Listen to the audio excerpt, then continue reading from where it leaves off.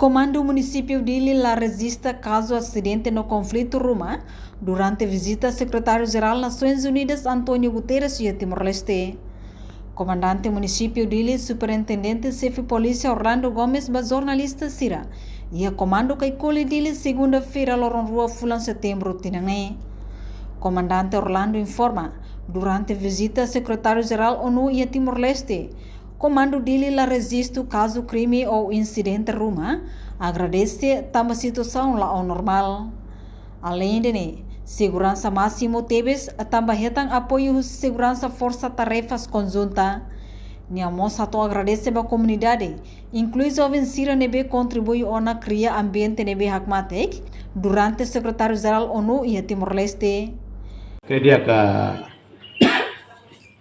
durante visita itania Sua Excelência Secretário-Geral ONU nebe makmai Timor-Leste durante a situação laudia tambah hetan apoio máximo husi forças tarefas pentele ho pretele nomos husi taninya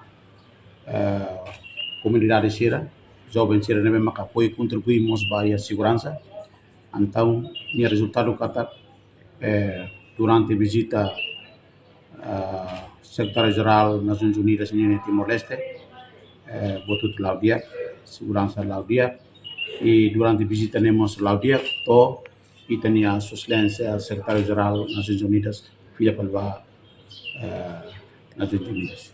Durante visita itala registro caso tanto acidente, incidente, itala registra também itania força tarefas nebe maka halo serviço makas, patrulhamento lorong no kalang nos makas, antau ita hal prevenção durante visita ne ita hal prevenção makas, e tamane makala musu caso acidente ou incidente rumah memang musu durante visita.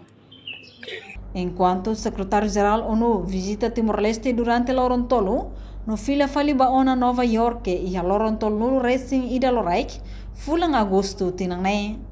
Reportagem Melania Conceição, Televisão Timor-Post. Janela informação ba emogoto. Atua tem informação atual dia kliu. Kita haluha. Hane botão subscribe, like. Halo comentário no fahe tutang ba media sosial hotu.